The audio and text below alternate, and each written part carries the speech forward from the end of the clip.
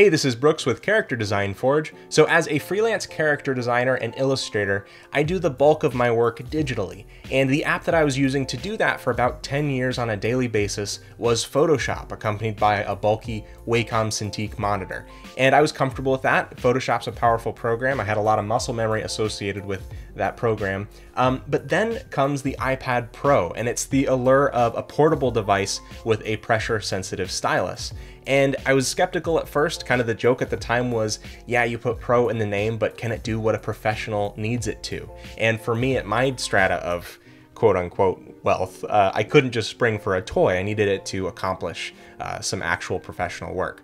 Well, the saving grace for the iPad Pro is the app Procreate. This is a fantastic drawing and painting program. As far as what an artist needs from Photoshop, it does 90% of it. So in honor of the new release of Procreate 4, I wanted to walk you through 4 of the best new features and just talk about why I love Procreate so much. Now, the first new feature is one of Procreate's integrations with a new iOS 11 feature, which is drag and drop. You can open up a files window on the side, multitask with it, and then drag images into your Procreate document. That's pretty nice. You can do the same as well with Procreate brushes, which is really great. Procreate has a wide variety of custom brushes that you can find online, and so dropping them into your iCloud drive and then porting them into the brushes is pretty simple. Speaking of brushes, the second new thing in Procreate 4 is both the brush menu and the brushes themselves. The menu is just a nice little quality of life fix. Instead of having to scroll across the top to access the sub-menu of brushes, they're all just listed vertically here. Just a nice little change. A big thing though is they've completely redone how the wet media brushes interact with each other. The blending between brushes is a lot more realistic now, and this is especially evident in things like their oil and watercolor brushes. I'm excited about this because I've always liked the aesthetics of watercolor paints, but digitally there's always something kind of lacking, so I'm looking forward to playing with these tools and seeing what I can do with it. The third thing is some significant tweaks to the adjustments menu, specifically things like the hue, saturation, brightness menus, the color balance, the curves options. Those are actually allocated to the bottom of the screen now when you use them, which kind of frees up the middle real estate of your work. But also a few little added features like a preview button and things like in the color balance, a way to switch between highlights, midtones, and shadows, which is nice.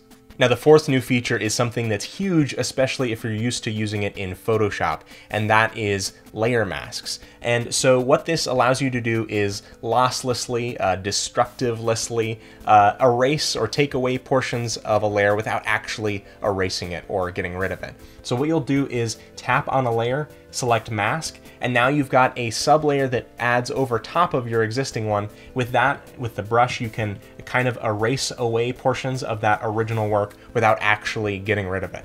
You go back to the layer mask, deselect it, and the original work is still there. I love the portable aspect of the iPad and Procreate. I can take it on trips or downstairs to the couch. I love the time-lapse replay feature. That's something that's so cool. It's the only way that I'm able to include like speed paint stuff in my videos. It just automatically saves a replay of all the progress you made in your work, which sometimes makes you a little self-conscious because you know people will kind of see it. But overall, I'm just super thrilled with Procreate. I love that they're continuing to update it.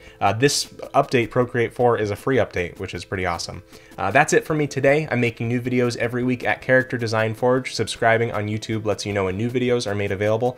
If you're not already following me on Instagram at BagelDenizen, I've actually been sharing a project there recently along with my normal art, which is kind of like a photo hybrid with some creature illustrations starring some people in my life. So go check that out, instagram.com/BagelDenizen. My course, Learn Character Design, is a comprehensive character design curriculum. It's over 10 hours of video learning. Head over to learncharacterdesign.com to learn more about that. And if you'd like to support me in this channel, head over to patreon.com/BagelDenizen. There you can get high-res downloads of my art files. You get early access to our show Character Select, where we make up a very silly video game character on the spot and then illustrate it, come up with a backstory and gameplay mechanics for it. And you also get lesson booster packs, which are like downloadable, tangible versions of some of the videos I've made here. Thank you so much for watching, and have fun creating.